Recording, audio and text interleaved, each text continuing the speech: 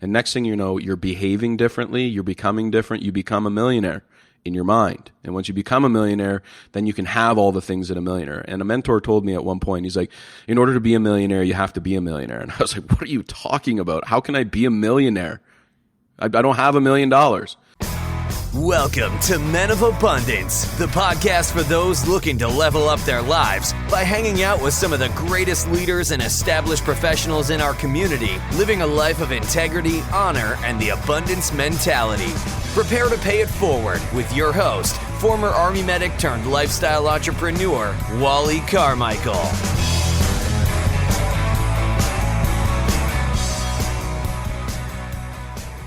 What's up, Men of Abundance? I am Wally Carmichael, your founder and host of the Men of Abundance podcast, the Pay It Forward community, proving to you that you can, in fact, live a life of abundance in family, faith, finances, and fitness on your way to having more. And listen, real quick before we get into today's conversation, I want you all to sit back, take a deep breath, as we get into this holiday season. This time of year is so hard for so many people for so many reasons. Some people have lost loved ones during this time of year, and that is very hard to deal with. I'm one of those. And some of you really put a lot of stress on yourselves because you feel the need to buy gifts and do certain things during the holidays that quite frankly has absolutely nothing to do with the holiday itself. The holiday truly is about spending time with family and friends and enjoying each other's presence. And when I say presence, I don't mean gifts. I don't mean tangible gifts that you purchase from Amazon, Walmart, Zales, wherever you buy your gifts from or anything of that nature. It's not about that. It's about your presence, your being, who you are, and living in that moment and enjoying that time and creating those experiences with each other. Because ultimately, in a year from now, by next Christmas, by next holiday season, those gifts that were purchased, chances are they're not even memories anymore. They might even be gone. They might even be donated. They might be outdated and replaced. It's all stuff. But the experiences that you have with each other is truly what is cherished. And just think about it from your own time frame. Think about it from when you were a kid. What were the most exciting times around the holidays? Was it a plastic toy? Was it some sort of new technology that came out? Some new game? Or was it an experience with the people that you love the most in the world? There are certain things that happen in our lives that we have no control over. You have no control over something happening tragic to your loved one. If somebody gets into a tragic accident or somebody gets cancer, gets ill, something happens, we have no control over that. So why stress over stuff like that? You do have control over your ability to enjoy the holiday season for what it is, and that is to spend time with friends and family. It's not about whether or not if you can purchase a specific gift for somebody, for your kids, for your loved one, for your spouse. It's not about that. I promise you, those people want your unconditional love, and they don't want you to be stressed out over something as trivial as buying somebody a gift. Especially a gift that you absolutely know you cannot afford. If you have to put it on a credit card, you can't afford it. So during this holiday season, put all of that into perspective and don't let this holiday season stress you out because of the trivial commercialization of the holidays. And I'll tell you what, speaking of gifts, the best gift that you can give to me, if you care to do so, is to pay it forward and share Men of Abundance with others. This is a tremendous gift and has been a gift in my life. And I know it's been a gift in so many other people's lives that's been listening to this show for over 3 years in over 80 countries, almost 90 countries at this point. It is a huge gift, and it is an amazing feeling to give the gift of paying it forward and sharing Men of Abundance with others. So make sure you do that however you feel comfortable doing so. One of the coolest ways to do this is to take a screenshot of your phone while you're listening to the episode, listening to this podcast, and share that on Instagram and tag hashtag Men of Abundance or hashtag MOA or hashtag Abundance. And if you haven't done so already, you can go to iTunes or your favorite podcast player and leave a rating and review. It's absolutely powerful. I read every single one of them, and they push Men of Abundance up into search engines so that other people can find these conversations. Now, our featured guest today has been paying it forward by helping entrepreneurs build successful online businesses, get out of the 9-to-5 grind, and develop their vision into a reality. He is passionate about showing failing businesses how to change their mindset and dramatically increase their performance.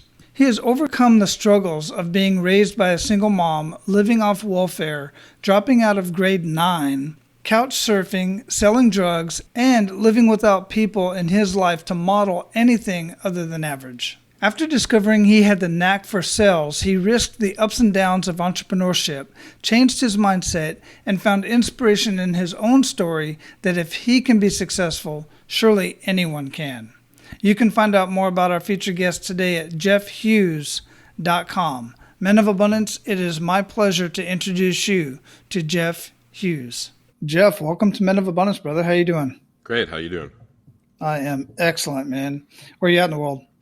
Kelowna, British Columbia. British Columbia. Have not been to that part of the world yet. Looking forward to it. Yeah, it's beautiful. Absolutely. So I like to start out here with an attitude of gratitude, man. What do you have to be grateful for today? Everything. I do that every day. Gratitude. Wife, family, kids, everything that I have. And what has that done for you doing that every day, as I have? It just brings you to, like the best way to put it is you can't be angry and you can't be sad if you're grateful. It's impossible. Yeah. So it just sets the tone for the day, on your vibration level. Yeah, for sure. I literally just posted yesterday a video of Steve Harvey talking about this very thing. And one of the things that he said was joy and depression cannot live in the same space. Yeah. Yeah. So, because he was referring to some lady who was just complaining about she can't find a job and she's getting depressed and all sorts of kind of stuff. So it's been a huge part of my life for, goodness, 4 or 5 years now. And it's definitely shown in dividends for sure. So, here at Men of Abundance, we really like to, I shared your professional stuff, what you've been doing, and all that's great, and we'll get more into that. But here on Men of Abundance, we really like to get to know the man behind the abundance and get a little bit more personal. So if you would, how would you describe yourself? I guess the best way to put it is somebody who learned the hard way for a very, very, very, very, very long time. And now I know what my calling is, and it's definitely much bigger than just myself. And I have a mission in this world, and yeah, that would be. What do you feel that mission is? To create awareness. Awareness, For? Yeah. The first thing for anybody to be able to make a change is to be aware. And what specifically, a word for what? That this place, this earth, this whatever we've been served up is somebody else's idea, and nothing can stop you from creating what it is that you want in your life. The only thing that's stopping you is the programs that have been built by you based on the people, places, and the world around you from a young age. Yeah, absolutely. And that's right in line with exactly what we talk about here on Men of Abundance, which is why I wanted to have you on when Courtney Blair introduced us. I looked at what you're doing, and it's very, very similar to what I do as well here towards the last year of my life anyway. The mindset's been going on for quite some time, but professionally, we're very linked up in what we do outside of this podcast. And just real quick, I want to ask you about that. What has been your experience in working with Zippy Content and Courtney Blair? Well, I just started working with her just recently, so I mean, so far so good. Getting on all the podcasts and getting out here, I know that it's a powerful way to get your message out there. So I always find that that's important. People know who you are so that they can listen to your message and believe it to be true.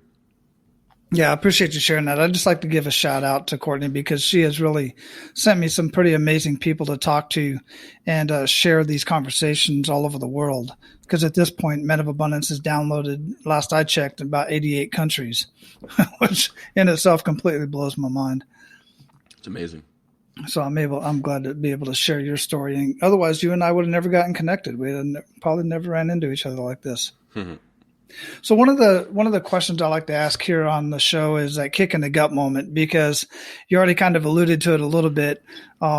School of Hard Knocks for many years, and many of us have that. Some of those are real kick in the gut moments that kind of take us to our knees, but we learn a lot from those. Many of us do, some don't. But if you would, share one of those kick in the gut moments with us and really make us feel that. I'd have to share a little bit of my journey. Are you okay with that? Absolutely. Let's get into it. I grew up with a single mom on welfare when I was younger, and I wouldn't say that she necessarily had the skills to raise a child, or let alone even handle herself. So I ended up being quite mischievous. Really struggled with relationships with other people. Was constantly looking for validation from other people, whether it be teachers, whether it be people, because I didn't feel good enough for myself. I found some solace in sports. I became a sports junkie. I was never really introduced it from my mom because my mom wasn't really into that stuff, but for whatever reason, I became a little sports junkie. I played soccer, football, baseball, basketball, you name it. If there was something that I could compete, that's what I did. And that's kind of where I went to with everything. So I struggled, and by the time I was 15, I had enough with school. School just was not anything that I considered a safe place, or a place that didn't constantly have judging, whether it's from the teachers or the school system or from the kids. So I dropped out of school, and I went down my first journey of entrepreneurism, and I decided I was going to be a drug dealer. So that's what I did. I was on the streets selling drugs in and out of cars. Vancouver, back to Kelowna, to Vancouver Island. My mom got cancer, so I went there for a little while. Ended up in Nanaimo. Started on my construction journey, and that's when I found my first, now ex-wife, and we started our relationship. And she already had a child. We ended up having another child, and I started my journey of work. And very similar to what I was doing with sports, constantly proving myself, I found that in my jobs. So I transferred from showing everybody how good I was in that to sales. And I got my very first job as an assistant manager in the retail world. And very quickly, how I showed up everywhere in my life is how I showed up there. I was the best and worst employee ever. I was the guy that gave huge results in numbers, but I couldn't get along with anyone. And anyways, they moved me up, and they moved me from store to store, and they kind of, I guess you'd consider me to be the cleaner. The stores that were struggling, I'd always go in there and bring numbers up, but with that would just be complete chaos. And I kept leaving job to job, and every time I left a job, I'd always get more money. And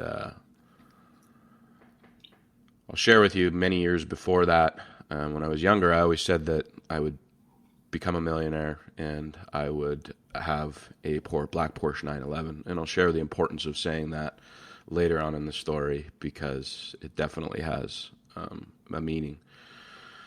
So I kept working my way up, went through a bankruptcy, and the whole time as I'm increasing my income, I'm spending it as fast as I possibly could. I was filling myself with as many material things as I could to show status that I was good enough. All the amount of money, everything that I could possibly do. Went bankrupt. Then, and I went bankrupt right around the same time that the economy crashed in the United States, and it carried up here. And at this point, I left my job. I was selling robots throughout all the United States, and I had my very first, I guess what you would consider to be peak emotional experience. Me and my ex now, we're struggling, so we split up and I was on my own and I was going through a lot of emotional pain. At this point, I had 3 kids, 2 boys and a daughter, and I didn't know how to deal with my personal emotion. And the buzzword was personal development. I went to this personal development thing. It's changed me. So I was like, okay, where's the blue pill? So I popped the blue pill, and I went over and I went to my first experience. And it's funny, actually, just a few weeks ago, about a month ago, I actually found my notes from my very first personal development back in 2010. And so I popped the blue pill. I went over, and it was called Landmark Forums, was the name of the personal development company. And I went in, and for the first time in my life, there was this thing called perspective. And it's not just Geoff's perspective, there's other people's perspectives, and maybe start looking at putting yourself in their shoes and what they're thinking about. And that was fine. I was like, oh yeah, I was gonna change the world. Felt like a rock star. Everything was the greatest thing in the world. I was gonna come back, change the world. Now I knew everything that was wrong with me. And then 96 hours, whatever, 108 hours, whatever it was later, the blue pill wore off. And I was right back to where I was. But at this point, me and my ex, we got back together. So my jobs kept going up and up and up. I ended up actually my last real world job, I ended up getting a job for the Yellow Pages. And they paid a lot of money. And how I showed up everywhere else in my life is how I showed up here. Rock star in the sales world, made, for me, $150,000 is unfathomable a year from where I grew up with. That was like, I just won the lottery. I could do whatever I want. I bought my very first BMW, and I remember the job was coming to an end. I could feel it. I could feel that the Yellow Pages was gonna buy out. The company that I was working for was Cam Pages, which was their competitor. They were gonna buy out. So, anyways, needless to say, they ended up buying them. And how I was showing up there, I was chaos. I left, and I decided to go on my second bout of entrepreneurism. And this time it was legal. I learned a bit about internet marketing through my previous job and Google and searches and directories and stuff like that. And at this point, the big buzz at this point was this company called Groupon. So I was like, well, you know what? I can do what those guys are doing. But I had no systems, no processes, didn't know what a KPI was. I just knew that I could walk into a business and make them a proposal and get them to buy stuff, because that's what I was good at doing. Anyways, I went to an angel investor and I got $50,000, and I started the program. I started my own daily deals company, and it didn't take too long afterwards, even before a year, where I found that what I was doing was not making any money, and I didn't have systems, processes. I found somebody on Upwork to build me the site. I got lawyers to build me contracts, and I still didn't know what KPIs were. So I was struggling, and years before that, when I was working at the cell phone business, there was a guy, for all intents and purposes, we'll call him Joe. He was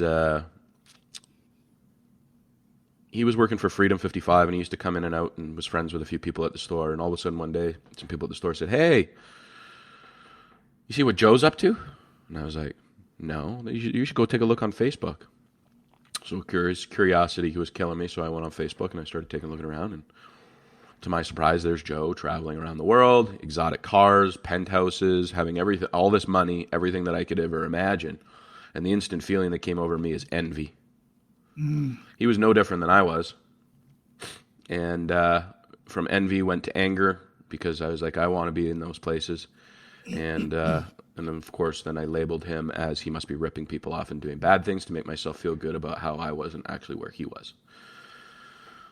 So anyways, at this point where I was failing at the Daily Deals company, I found out where he was, and coincidentally, everything happens for a reason, he was actually starting a Daily Deals company in Vancouver, of all things. So I hopped on a ferry, we went over and we met and we had a conversation. He showed me what he was doing with the internet marketing stuff, and sure enough, it was legitimate. It was affiliate marketing, email marketing for large companies, and they were paying him money based on his list. So, of course, I was like, well, this is fantastic. I'm like, so what does it look like for me to get involved? Of course, with a big grin in their face and stuff like that. They come up with this substantial number. It wasn't a small number. It was much larger than the $50,000. And I was like, well, how the heck am I going to do this? And this is my first taste of what a mentor looks like. So, of course, I have nothing to lose here. I mean, I'm losing $50,000 here with this daily deals company. Let me go talk to the angel investor and ask for substantially larger amount than what I already borrowed. And, of course, I went to him, and to my surprise, he said yes. Wow. And everything in my life changed from that day. So we ended up doing it, got into affiliate marketing, and my very first year we did $1.4 million. And shortly after that, within my first year, I guess what I bought? A black Porsche 911 Turbo. Mm-hmm. And so I made it. I made a first $1 million in my life. I said I was going to be a millionaire, and I bought the Porsche 911 Turbo that I had. But I came back from Germany and my ex-wife was here. We just bought a home in Kelowna. We weren't even in for it for a year. And I decided it was time to end our relationship. So I asked for a divorce, thinking I was ready for that. And sure enough, she was leaving, going back to Nanaimo, taking all my kids. I had a house here, and I struggled. I went into a deep dive of turmoil, didn't know how to deal with my emotions. And then I remembered about that blue pill, the one that I took years before that. And I was like, where's another one?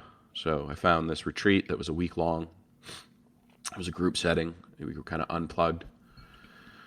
And I went in there and we started deep diving. But this time we deep dived into who we are and what egos were. And really smashed me a little bit. Brought me back to a little bit of reality. I read my first book, Dr. John Powell, Why Am I Afraid to Tell You Who I Am, which is all about egos. And it seemed like the blue pill was lasting a lot longer. And at this point, I was getting out of the email marketing, and I decided that I was going to start social media marketing and teaching people how to build online businesses and brands and stuff like that. So I got involved with that, and I thought, okay, well, I'll just start reading all these books and put myself in personal development classes. And I'm like, yeah, rah. And then I was running 3 businesses at the time, and the whole time I'm doing this, internally I'm still not okay. I'm pretending I've got this mask on. I've got all these books that I've read.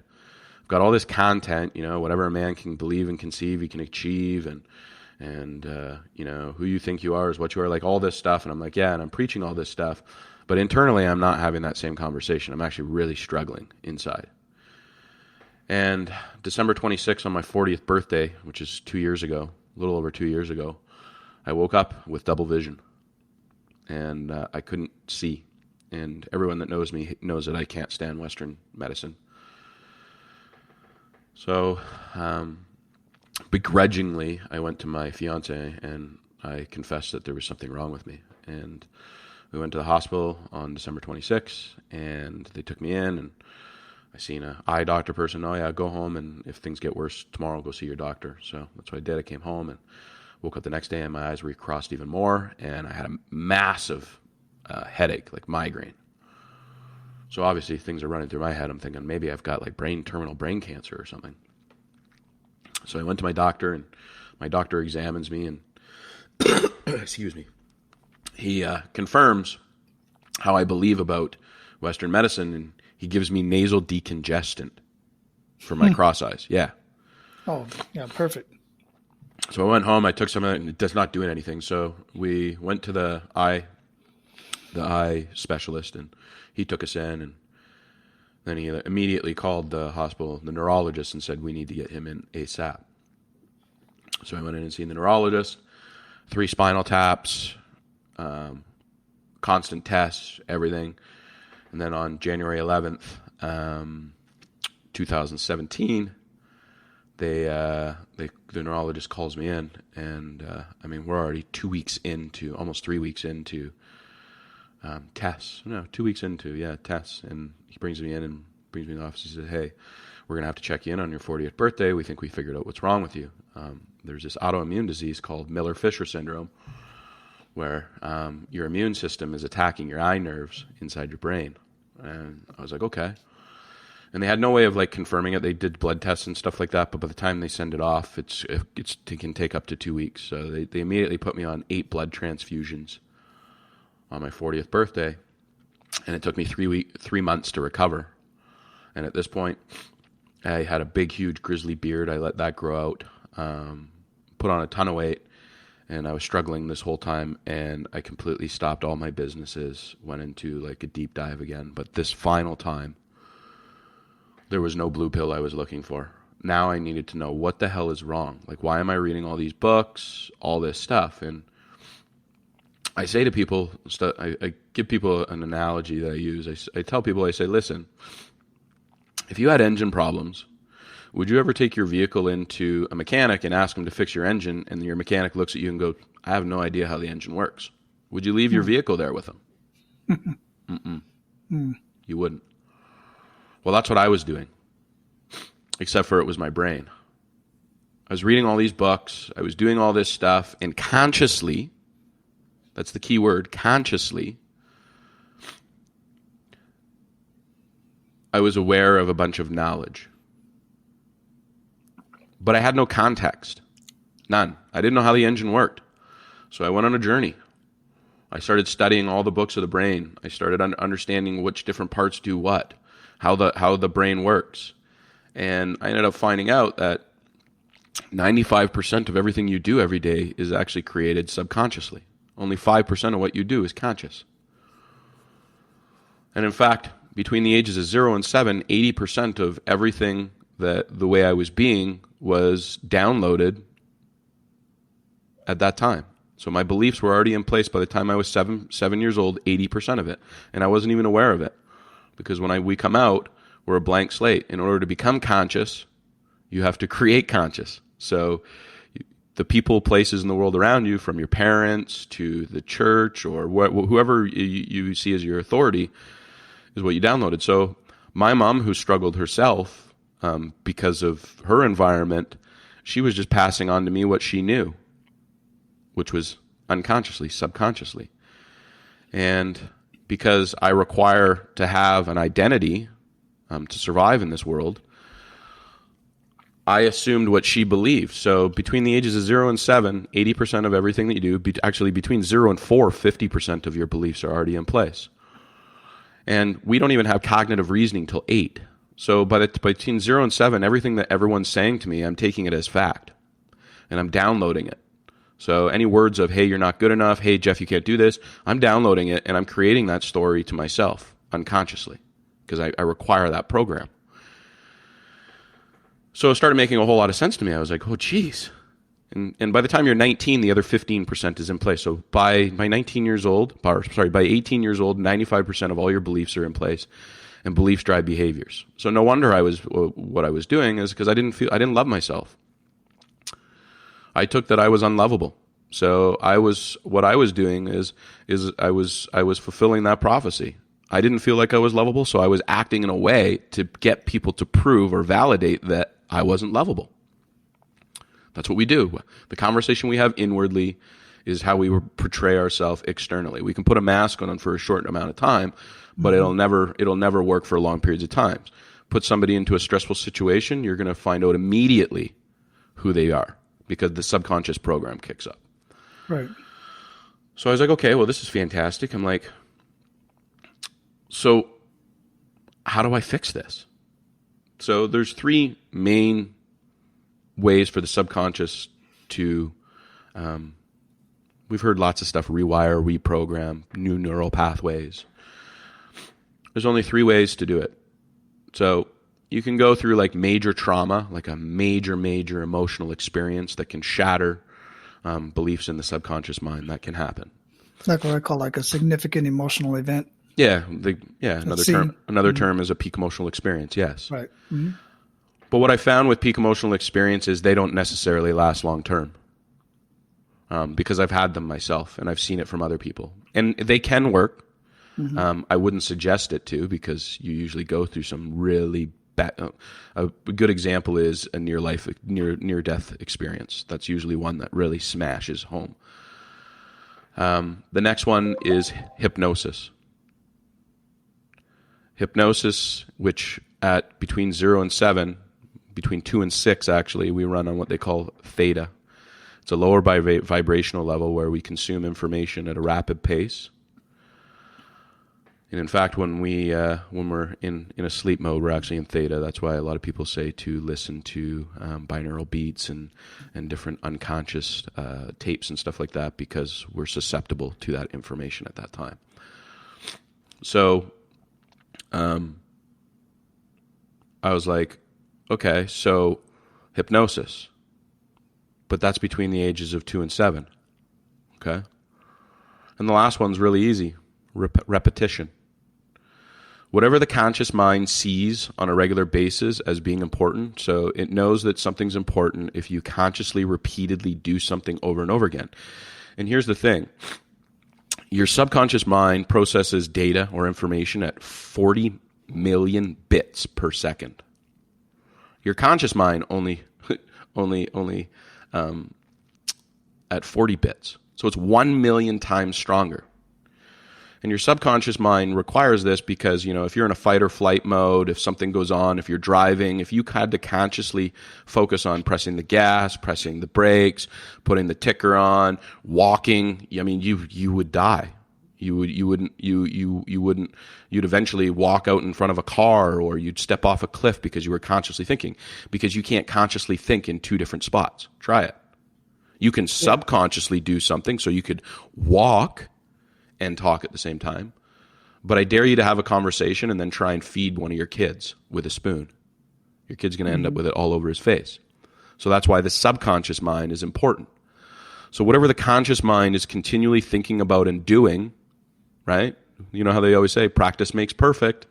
Mm-hmm. Because when we do that repeatedly, the subconscious goes, okay, well, this is obviously important, and let's take that off the conscious mind's plate, and it downloads it.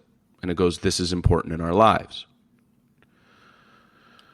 So in order for me to create new neural pathways, new ways of thinking, I needed to download a new program. So I heard about doing meditation. I do it every day. I do a 20-minute meditation. Why? Because it keeps me in the present moment. It keeps me calm.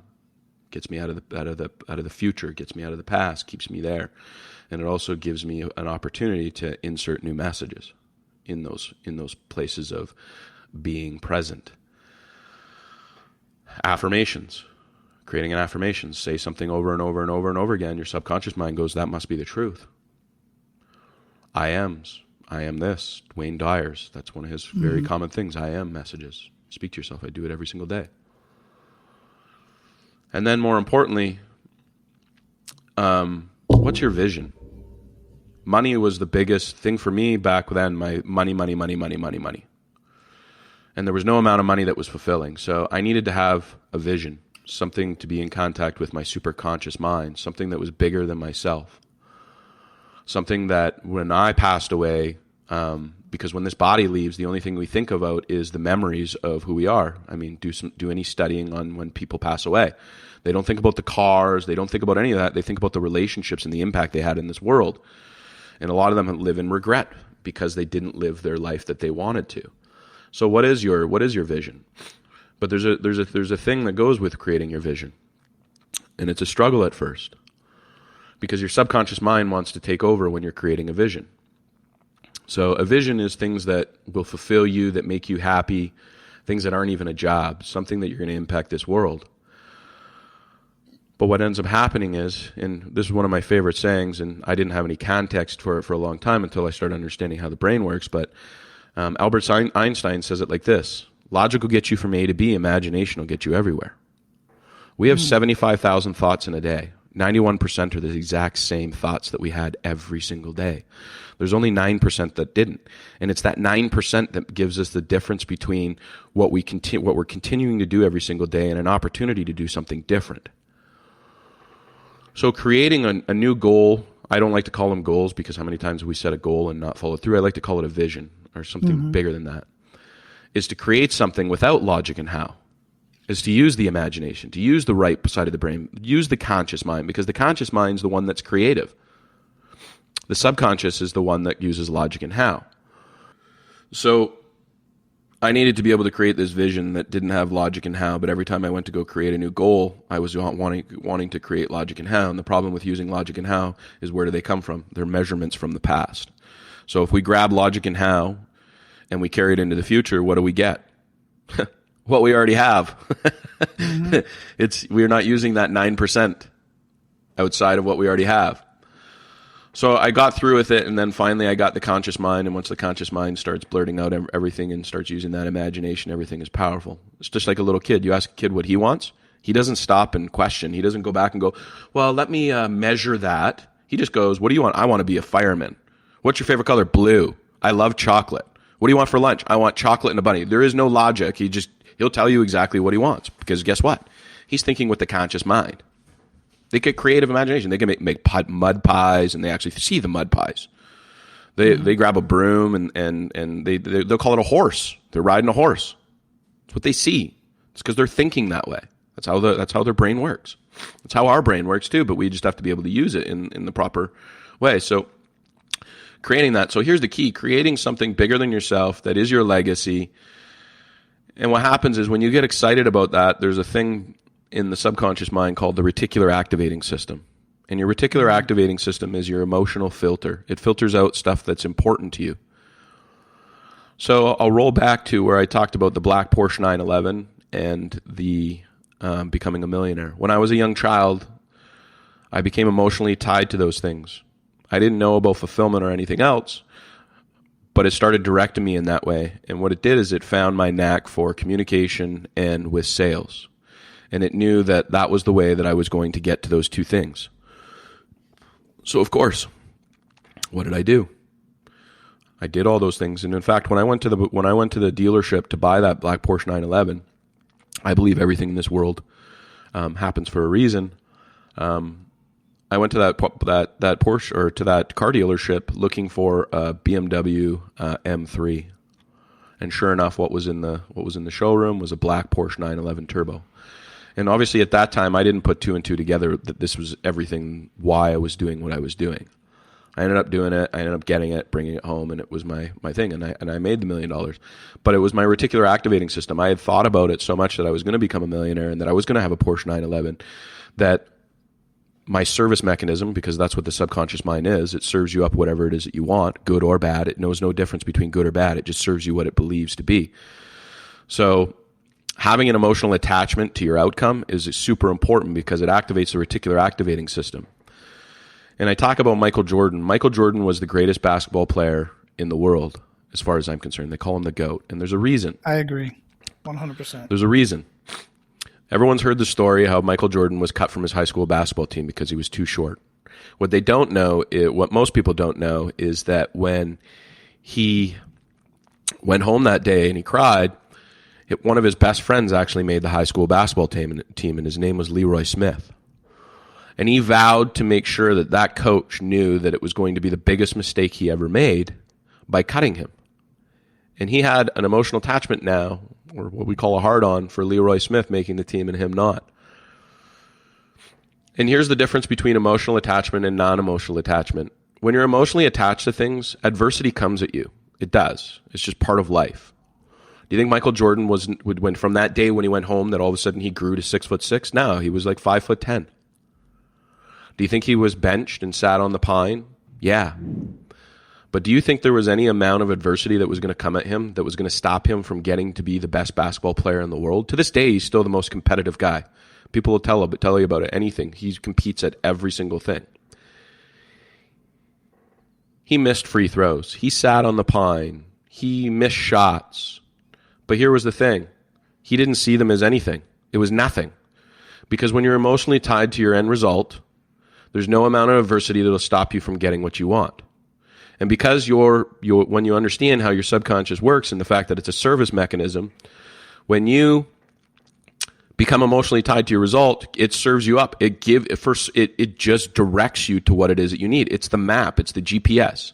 And I like to say it like this. Most people go through life on a road trip. They go, okay, we're going to go out on a road trip. Let's go for a trip down to the United States of America. And they hop out, except for they don't have a map and they don't have a GPS. And they go for a long, long drive. And we represent the car. We are the car. And eventually we keep driving and driving and driving. We never get to our destination. And what happens to the car? It eventually breaks down. And there we are at 78, 82, 85 years old. And if you ever talk to old people or go to an old age home, you hear a lot of regrets. That's because no one had a destination. No one's taught this stuff. No one knows how to use your brain properly. You can use it as a powerful tool. But if you're not aware of how it works, guess what? It makes it impossible for you to do it. And instead, you're served up what I consider to be the matrix. You're served up what is given to us, because when we consciously become available to that, that's what we think is reality. And we know no different. And no one makes us awareness. So awareness is the key. And I'm not sure if you know this, but The Matrix, the movie, is based on this. The Oracle is the superconscious. Morpheus is the conscious mind. And the agent, who's the all-powerful one that runs 95% of it, is the subconscious mind. And that movie actually represents that. And if you watch the final trilogy, when the agent, he grabs the guy's arm and all of a sudden he assumes the agent, that's when he takes power of the subconscious mind. Because once we become aware, or mindfulness, as we say, become aware of the subconscious mind, we know that it no longer has any power over us, because we can consciously create a different emotion or a feeling. And in fact, when we consciously think about stuff, we can create our subconscious mind to be in line with our conscious mind. So then when we're not consciously thinking about stuff all the time, the subconscious just pops in with the exact same alignment as the conscious mind. Let me unpack some of this real quick, Geoff, because as you were talking, 100% in line with everything that you're saying. And many of the listeners who have been listening for any time knows, I mean, it's almost like I'm sitting here just getting an intervention from myself. But one of the questions that comes up is when he was talking about, well, if I consistently tell myself in my mind that I'm going to someday be a millionaire and have this car or this house or this life that I want, many people out there wanted that and want that, but never obtained it. And you answered my question. And my question was, and I want to make sure that the guys get this. So you guys, you can go back and listen to this again. And I want your thoughts on this, Geoff. But the answer was, they are not emotionally attached to that decision, to that want. And yeah, you can tell yourself that all day, all the time. Those are affirmations. The difference between affirmations and incantations is that I can sit and tell myself all day, I'm going to be a millionaire, I'm going to be a millionaire, or I am a millionaire, however you want to do it. But you have to have that emotional attachment. That's what makes the difference. Thoughts on that? And likely if someone says that they just say that they're a millionaire every day, I guarantee you they don't say that they're a millionaire every day, because they don't believe it to be true. So no one will actually take the motion to actually do it every single day, because they know it's a lie. Not only that, but they don't believe it. And so once again, if you don't believe that it's going to be reality, you're not going to say it to yourself every day, because your reticular activating system isn't going to think that it's not emotionally tied to it. So you're just going to forget it. It's going to be like, oh, well, I forgot it today. I'm not going to do it. And your emotional attachment is super important with anything and activating. Well, this is the same reason that if somebody, let's say, for instance, knows they need to lose weight, for instance, they need to get healthy, knows they need to quit smoking. Okay.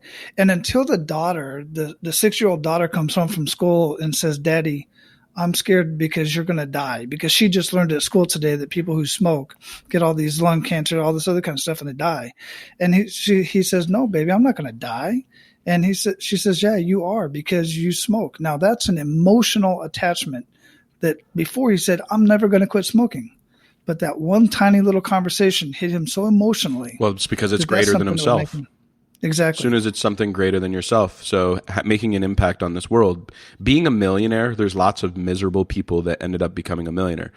Yes, sir. So Rich Dad, Poor Dad, great book, talks about how rich kids grow up in rich families and they have money, and poor kids grow up in poor families and they don't have money, and how their IQ level doesn't even matter.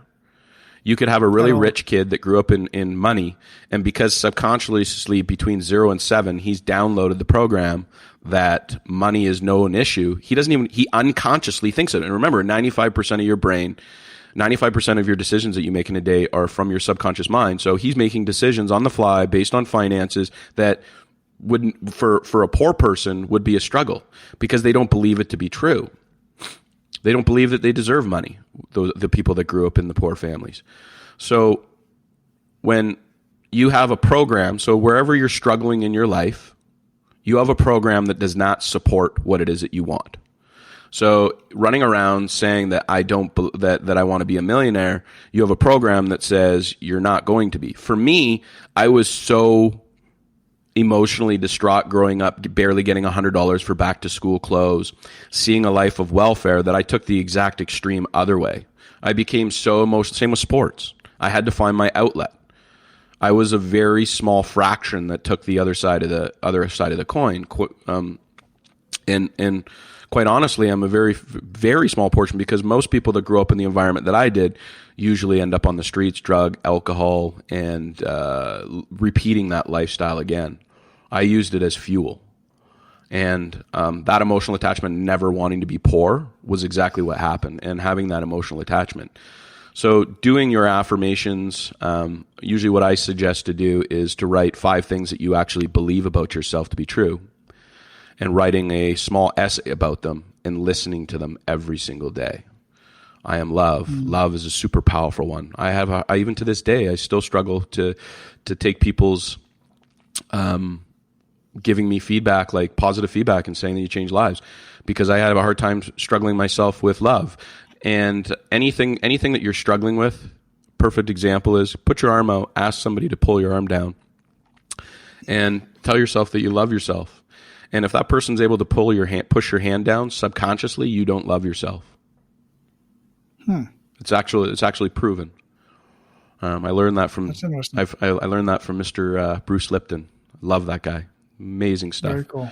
Very cool. But absolutely. You have to believe it. But you can make yourself believe it if you become emotionally attached to it. But you become emotionally attached to it, you'll repeatedly say it every single day. If you're not emotionally attached, you'll forget to say it. That's the difference. And saying it with emotion. Yeah. So how, with all this amazing information and everything that you've learned and taught yourself and experienced in yourself, how are you paying it forward to others? And because I know you work a lot with entrepreneurs and other folks, how specifically are you paying it forward, and what are some good news stories coming out of that? Well, I started a business accelerator incubator. It's not something that I actively go out there and advertise. It was actually people who came to me asking me for mentorship. So I put together an 8-week program. In order to create a permanent habit, I know what the data is. It's 66 days. Doing something every single day for 66 days will form a habit. We are creatures of habit. We do things every single day already habitually.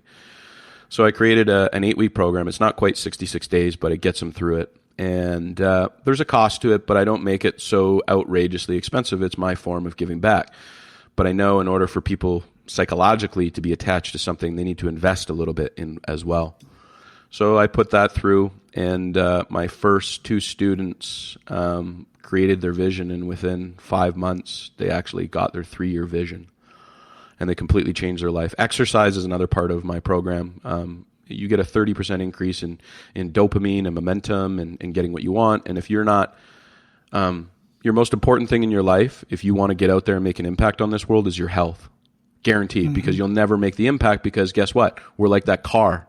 Eventually it wears out. So if you're not taking care of that, your message isn't going to be spread. So part of that is health, exercise, mindset stuff, affirmations, visions, legacy, who you surround yourself with, because we have mirror neurons. a lot of people don't know this stuff. And it's a powerful program. So that's my impact. And then I teach people how to build online businesses, but mine is from a mindset level, because I'll be honest with you, business becomes really easy because adversity becomes easy when our mindset is there. That's the key. Yeah. No, I totally agree with that. And it's proven time and time again. I mean, guys, if you put 2 people together, all things equal, education, economics, the whole bit, the one thing that makes the biggest difference is the mindset, hands down every time. And this is my experience. Every time I go in and talk with a business owner, they know they need more leads, they need more conversions, they need some strategies to increase profits, all this kind of stuff. But 9 times out of 10, we're talking about mindset. Yep. Some of the stuff we've been talking about here today, because people just don't know this. They focus on most money. don't want to take the time to learn it. They focus on money. They focus on the next client, the next person walking in the front door. That's exactly what they do, but they miss out on a whole lot of other things. I mean, right with what you're saying there. They focus on the money. They don't focus on problems. You're paid in direct proportion to the amount of problems that you solve in this world. People don't put it on that level. And then your frontline employees are your most important as well. What's the culture you're creating? Do they love what they do? Are they working with somebody, or are they working for somebody? There's a great book, actually. It's called Culture Code, and it talks a lot about this stuff, and being connected with your people. But yeah, stop focusing on money and start focusing on the problems that you're going to solve. And the larger the problem that you solve, the more money you're going to make. Period. Yeah, absolutely. Funny thing is, a lot of them focus on money, but they never look at the numbers. No, they don't. They don't know. Another problem. They don't know systems and processes At all. If you have no systems and processes in place, then you're driving your car blind. Yeah, absolutely. 100% spot on. So, brother, we're at the point where we're going to pay it forward to our abundant leaders. You ready to do that? Sure. Sounds great. Excellent. So share 1 to 3 actionable steps that men of abundance can take today. Start figuring out where you're struggling in your life. Become aware of where you're struggling in your life, because you have a program right now that does not support money, relationships, whatever that struggle is. Number 2, once you have that down, I would suggest writing down 5 things that you really, really enjoy in your life, things that make you happy. And then once you have those things down, start creating a vision or a life based around it. It's going to be a struggle, because you're going to want to use logic and how. And I promise you that once you have those things that you really enjoy in your life and you make them as part of your everyday life, like it's not going to work, like it's not work, and you see that every single day and you read it every single day because you're emotionally attached to it, because you love those things, the subconscious mind just serves you whatever it is you want. And in fact, here's something to test. If you don't believe me, here's a thing. This is actually a cool thing I'll touch base on before we go. Your brain knows no difference between imagination and reality. It doesn't. Whatever a man can conceive and believe, he can achieve. If you question that, go put some virtual reality goggles on and let me know what your central nervous system does. They're all attached. And in fact, 1/3 of your brain is actually designated to sight. So that vision, as I call it, when you write it down, all the things that you want, and you visualize it every single day, you get a stronger and stronger emotional attachment to it. And then your reticular activating system just goes out there, activates your subconscious mind to go and get it. And next thing you know, you're behaving differently, you're becoming different, you become a millionaire in your mind. And once you become a millionaire, then you can have all the things that a millionaire. And a mentor told me at one point, he's like, in order to be a millionaire, you have to be a millionaire. And I was like, what are you talking about? How can I be a millionaire? I don't have $1 million. That's because you have to become the millionaire. There's a pattern. Once you become, there's a pattern of millionaires. And sure, there's financial stuff, there's fulfillment levels, but there's a pattern that every single millionaire has. So when you become that millionaire mindset, as they call it, then guess what? The haves come because you already became it. It's funny how that works. So if you followed those steps with the emotional attachment, you'll become whatever it is that you want, and then the haves come with it. And listen, guys, we're talking a lot about money. That's the easy topic. That's the low-hanging fruit, quite frankly. And I know it's hard for many of you to believe that. But the same is true with relationships. If you know the perfect mate that you want, the perfect person in your life, not even maybe a business relationship or a personal relationship, intimate relationship, you have to sit down and write down the traits of that individual. The next step is, what's the type of person that person would want to connect with? That's what you have to work on. That's who you have to become. And you have to starting these affirmations, incantations, visualizations, and meditate on that daily, regularly, several times a day. Mm-hmm. That's how you're going to get that perfect person in your life. Michael Jordan said in his last Sports Illustrated article, they asked him what made him such a great basketball player. He said, I played every game at least twice. That's deep, man. That gave me chills. Mm-hmm. No, seriously, that's awesome. Mm-hmm. That is absolutely awesome. I just told this story the other day because I'm in a group of veterans that were working out a program to work with corporate level and veterans as well. And resilience and, just all the stuff we're talking about here, basically. And back in the early 90s, mid 90s, actually, I was in 82nd Airborne Division. I was in Sinai, Egypt. And at the time, Colonel Petraeus, who retired General Petraeus, many people know that name, David Petraeus, he was my brigade commander. And there was this competition, this 4 skills competition. It's like 5 days long. 14 years straight, Fiji Battalion has won this thing. And Colonel Petraeus was dead set on us winning this year. And I have not confirmed this, although I've seen Tony Robbins face to face at one of his events. I think because I know Tony was hired back then and paid a lot of money to go around and work with military. And this big guy, who I imagine was Tony Robbins, walked us through a visualization of us going through each and every obstacle, going through every single test, running our, the track, sitting down with our, laying down with our weapon, focusing on our breathing, squeezing the trigger, seeing the target, all of this visualization. And we won that competition that year. First time in 14 years. And just so people understand the actual biological reason, Research Quarterly did a study back many, many years ago, and it was actually based on free throws of all things. And they took 3 groups. The first group, they said, okay, on the first and the 20th day, we're going to measure how good are you at just doing a free throw shot. So, and in the 18 days in between, you're going to go out there and you're going to practice for 20 minutes a day. That was the first group. The second group, same thing. We're going to test you physically on the first and the 20th day, see how good you are at free throw shots. And in between, you're not going to shoot any. The third group, what they did is they said, we're going to test you on the first and the 20th day, but you're going to practice 20 minutes a day in your mind. And this is real. This is a real stat. The first group had a 24% increase. The second group that did no free throw shots had a 0% increase. And the third group had a 23% increase. And the reason being is your central nervous system doesn't know the difference. Whatever it sees and believes, right? If anyone read Think and Grow Rich, which kind of speaks in circles, once you get the secret, once you figure this out, it'll change your life. Whatever it sees and believes, it can achieve because it already sees it. And because your central nervous system's attached to it, it's like practice. It's like you've already done it. It doesn't decipher between physically doing it and mentally doing it. That's the secret behind it. So if you sit there and you visualize throwing the basketball for 20 minutes a day every day, it sees it because you can physically see the basketball. You can physically see the net. You can physically see it swirl. You can physically see it on your hands. It's no different than holding the basketball. And people don't understand it. This is actually a very powerful play. Michael Phelps won 8 gold medals because he used to do this. He used to smell the chlorine. He used to feel himself going against the wave. He used to see himself at the end of the podium with the gold medal. And guess what? His body just naturally acted to it because it already believed it was the reality and the truth, and it had already practiced it. It's crazy. Yeah, absolutely. It absolutely 100% works. And I love that you put the science behind it because I have these conversations all the time, and I'm a believer, and people who pray, you believe and you give credit to God.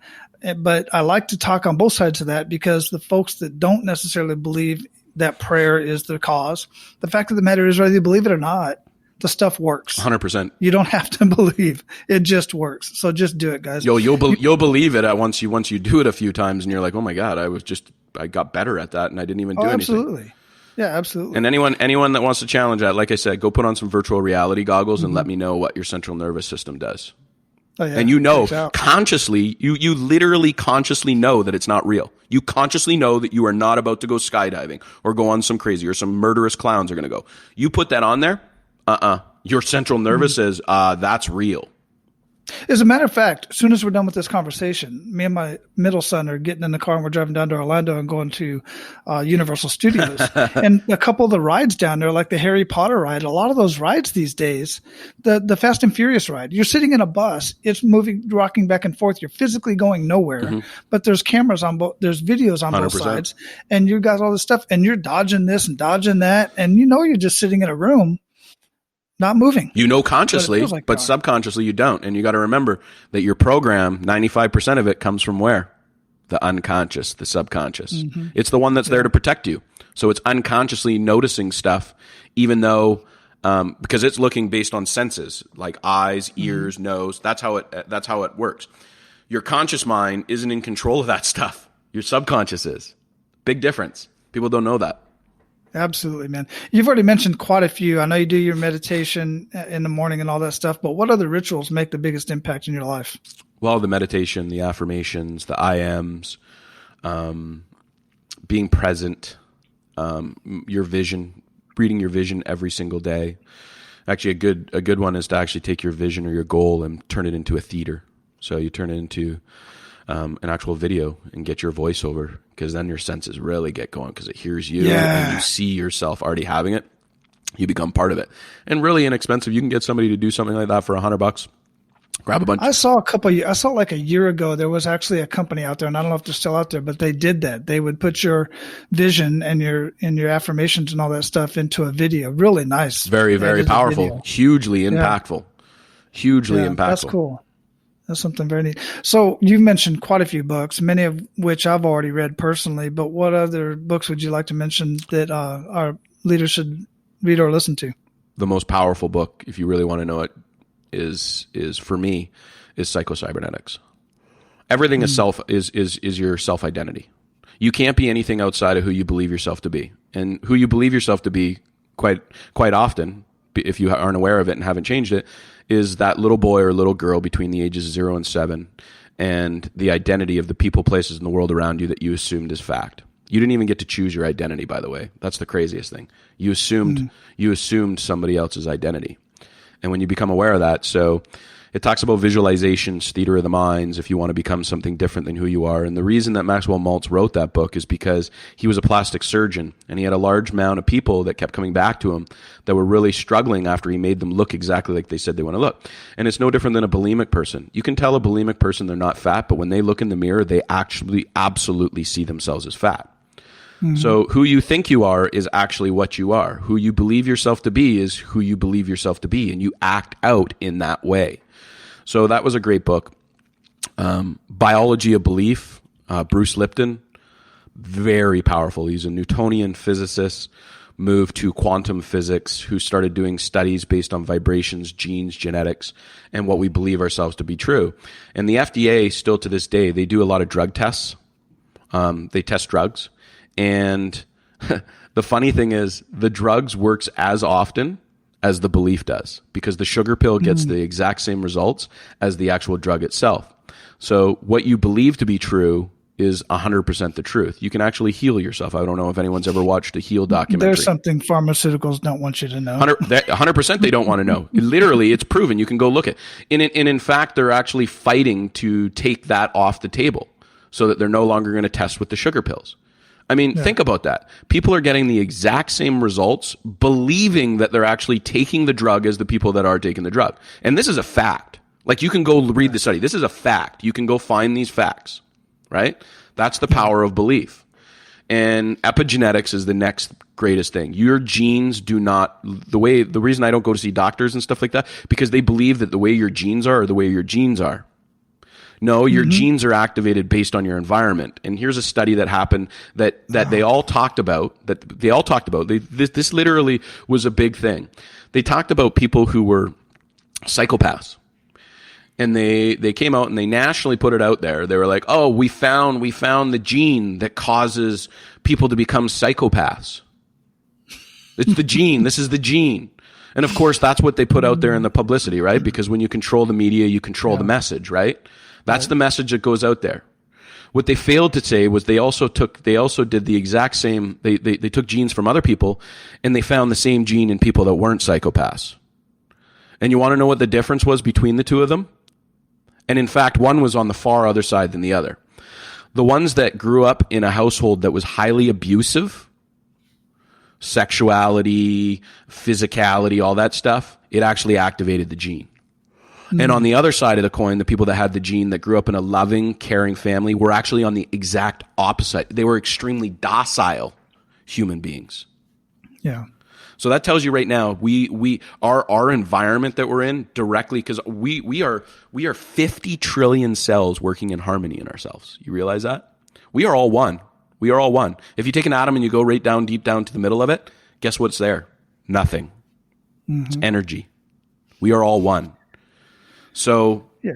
This is a conversation that I had. It just drives me nuts, man. We are so in line with this because I was talking to a guy, this was a couple of years ago, but even when every time you go to a doctor, they talk about, well, is there anybody in your family who had cancer and blah, blah, blah. And I was talking to this guy who was for life insurance, right?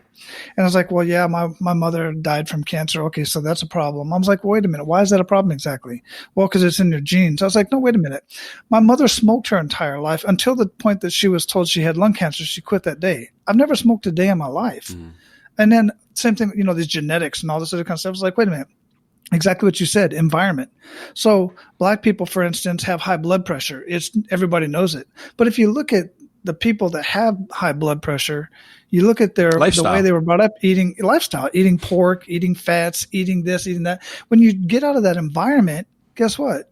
You change your future. You change your diet. You change your lifestyle. More importantly, most people think that high fats and stuff like that are actually the cause of heart problems, and it's actually not. It's the mixture of fats with a high sugar diet. Because what happens is the sugar molecules glom to the actual fat molecules, and then they stick to the artery walls. So it's actually sugar, in fact, a high carbohydrate diet, simple carbohydrate diet. That is the cause of a lot of problems. But once again, we go to what the doctors. Not to mention inflammation, and I know that when I'm on a sugar binge, my joints are just tore up. Brother, I can continue this conversation all freaking day, man, because I am loving this. You and I are going to be talking much more here in the future. I know for a fact because we are so in line. What do you feel holds most people back? And you've already pretty much bring this up, but let's bring it in, narrow it in right here. What do you feel holds most people back from living a life of true abundance? Belief. Yeah, that sums it all down to one word. Absolutely agree. And guys, if seriously, we've been having this conversation all day long, man, and it's just there's no doubt about that. What does being a man of abundance mean to you, Geoff? Working for something bigger than yourself, right? And part of my affirmations every day is my income will always be in direct proportion to the value that I bring to people's lives. I say that every single day. So abundance is by me supplying abundance to others and sharing my message of creating awareness, right? Because when you become different, you attract different. They also believe you to be different. And when you show up differently, other people show up differently. So you become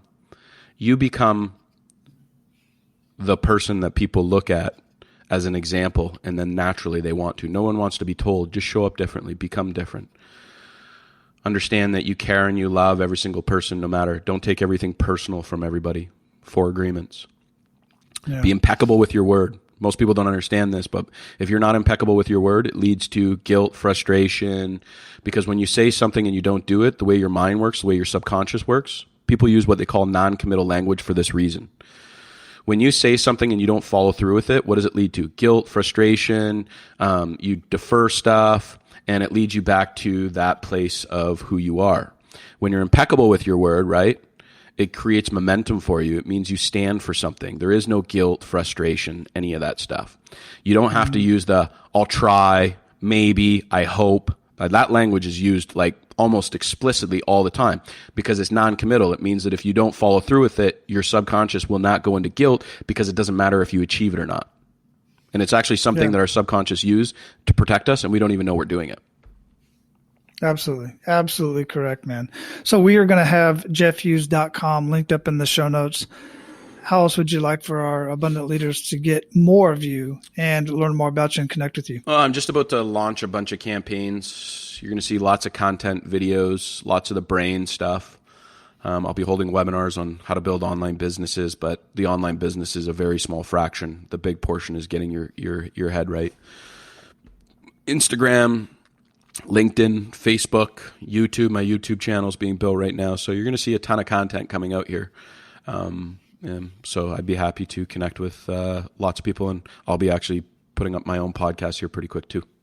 Excellent, man. I look forward to that. So make sure I get all of those links, and I will have all that linked up in the show notes, guys, so you can go there and connect with Geoff and get more of this because I just can't get enough of it.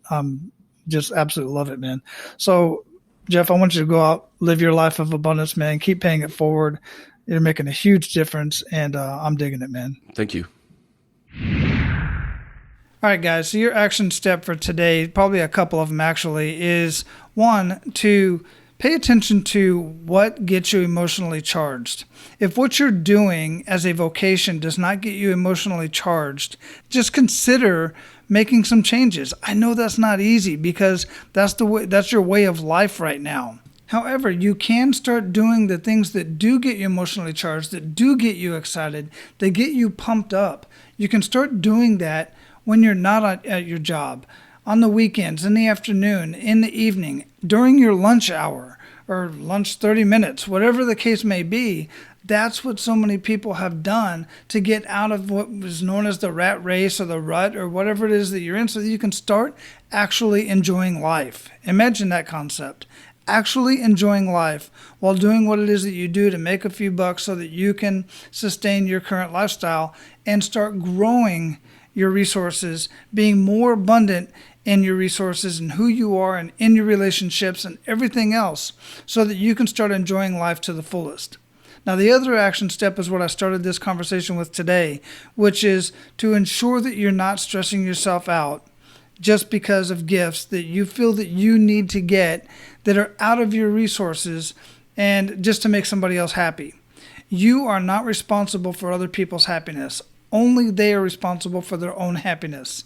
Anything you purchase for somebody is not truly going to make them happy in the long run. What is going to make them happy is the time that you spend and actually caring about them enough to know that you cannot put yourself in the hole to try to make somebody else happy. I hope all that makes sense, and I hope you take action, because this information is extremely powerful, but it means absolutely nothing unless you take action on it. Now, go out and live your life of abundance, and make sure to pay it forward.